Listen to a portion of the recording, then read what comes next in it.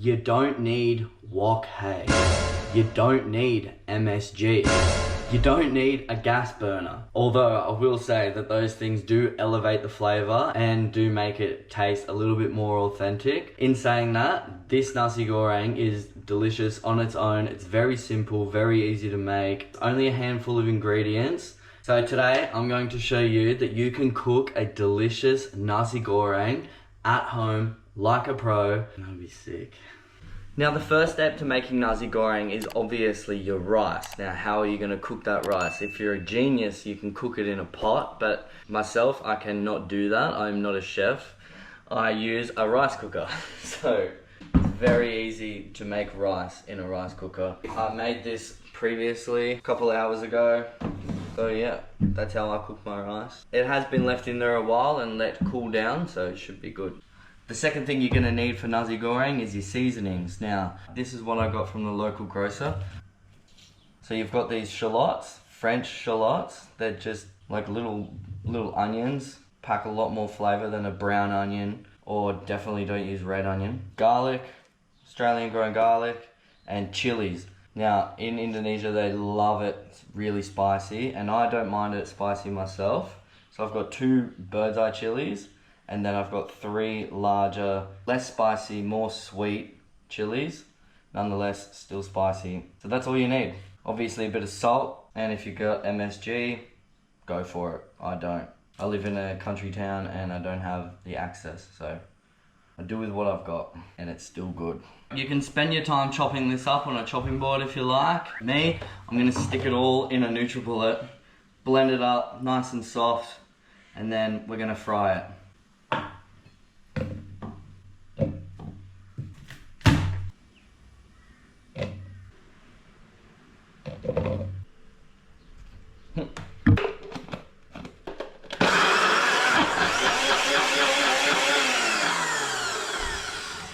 You don't want to blend it up too much. You want to just get it to when it's becoming a paste, so it's still a little bit chunky. Look at that.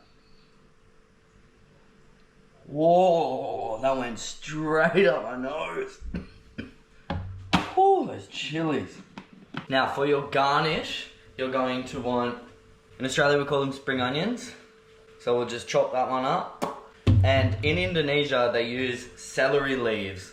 I thought it was parsley, but it's actually celery leaves, because in Indonesia, the celery is actually really small. In Australia, it's huge. So we're just gonna use a couple of leaves of the celery here to garnish our nasi goreng. Also, we're gonna be frying an egg. Boop. For the top of our nasi goreng.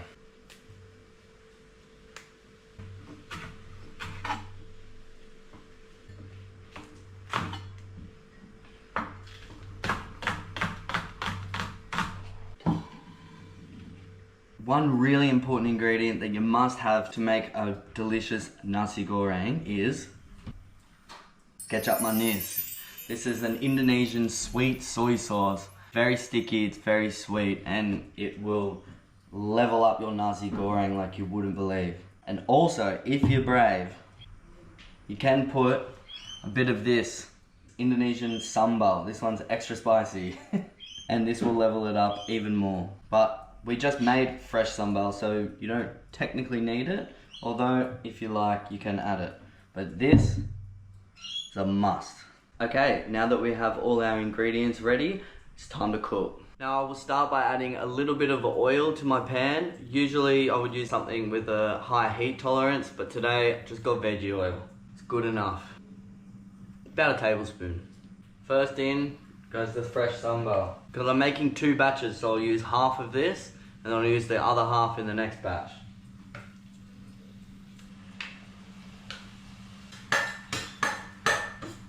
When cooking nasi goreng, you want to keep everything moving in the pan. Doesn't matter what you use to do that. Today I've got a metal spatula. As long as everything keeps moving. Okay, now once that you have cooked off your sambal for a little bit and your whole house smells like it, it's time to add in your spring onions. And we're just going to fry them off quickly. Okay, now in goes our first batch of rice.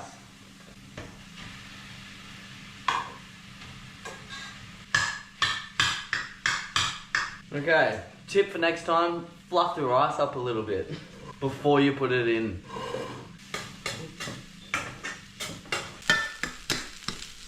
Now we're gonna add in a healthy squeeze of this ketchup manis. About 1.5 tablespoons, 2 tablespoons.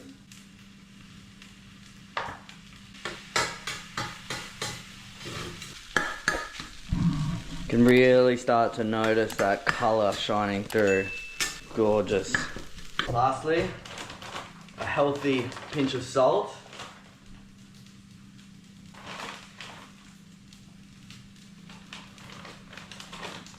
And our celery leaves.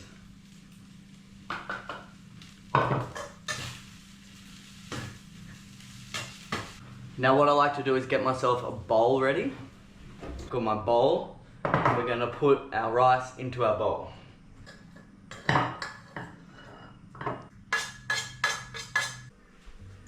Gonna press it down until it's nice and flat on top.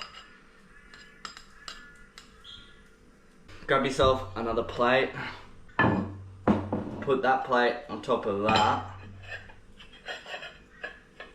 and over, and now pray, Bismillah, that it works.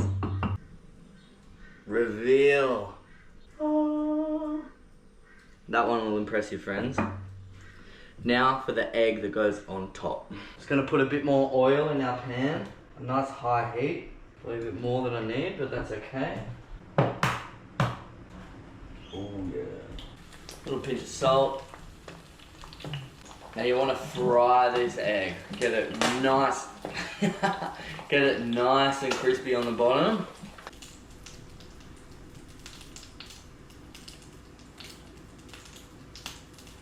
I've got one special little garnish, fried shallots.